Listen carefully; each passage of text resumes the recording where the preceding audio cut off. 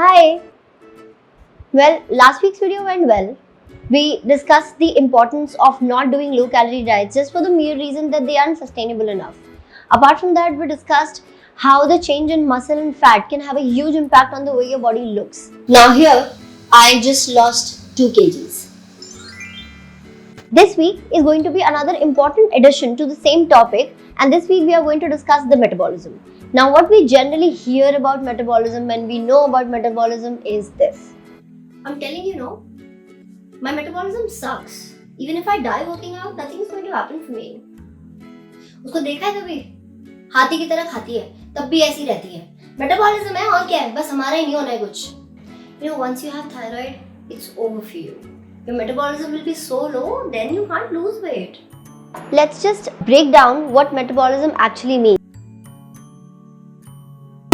It is the amount of calories that your body burns at 24 hours in the background processes like breathing, your heart beating, liver, lungs, kidneys, each and every cell of your body. So basically, it's the summation of all the energy burnt by your body without asking you.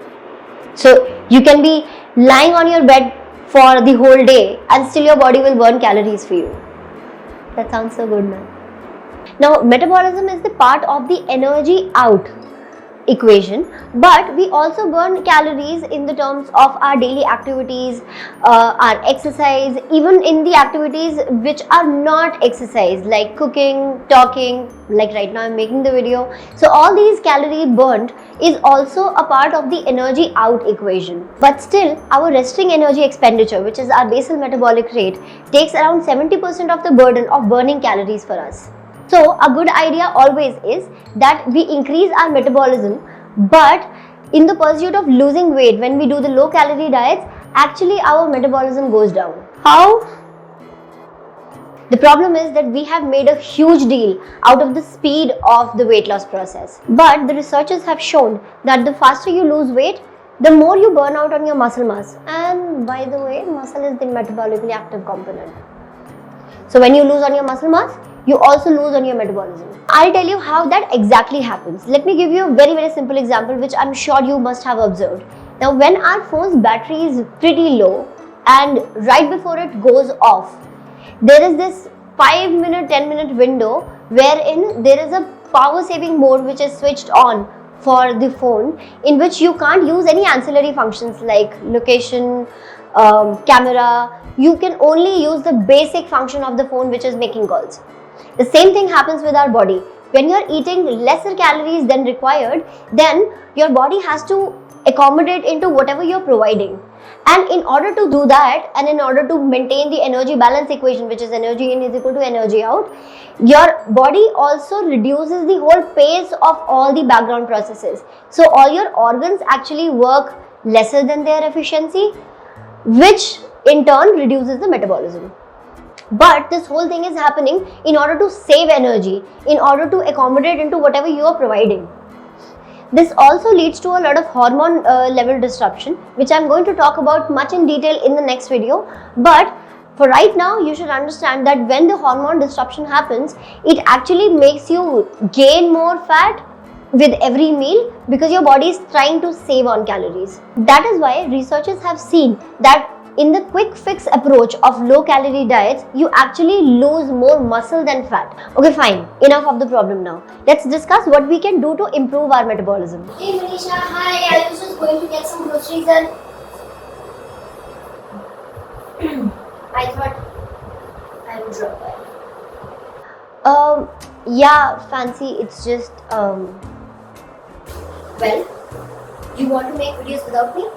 Fine, do it. But just so you know, your last video was a hit because of me. Look, Fancy, it was just a concept that I had to explain, and you can just join me and sit here, please.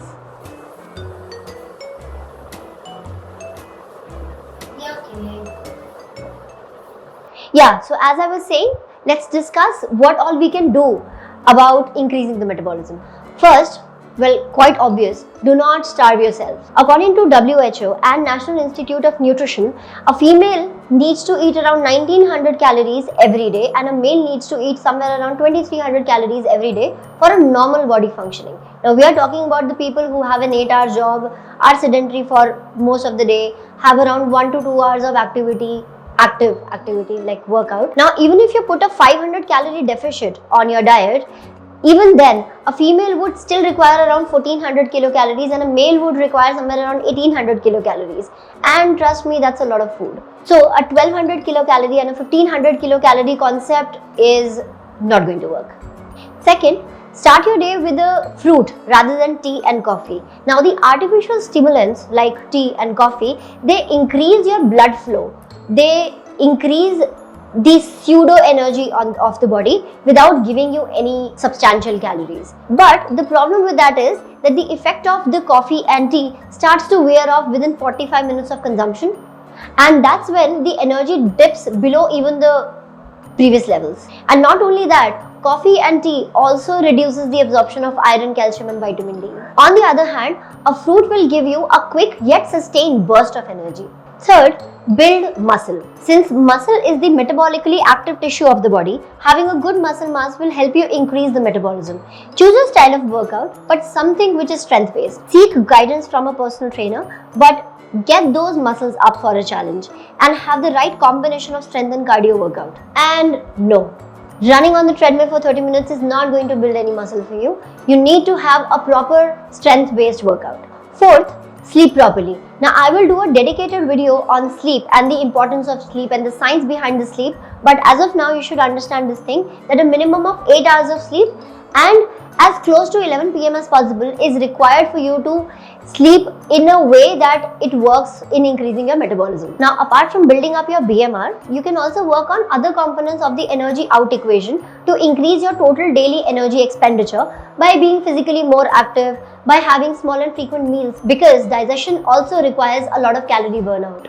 So that's majorly all the general questions answered about the metabolism. If you have any specific questions, write to me in the comment below, or you can write me an email or on my Instagram page. And Fancy, do you have any questions? No. I actually just sat here because I knew your video will not work without me. And if you were not this good at explaining, I'd be really mad at you. Anyway, so next week I'm going to discuss about the ultimate equation of body transformation. So stay tuned, share this video, and I'll see you next week. Bye!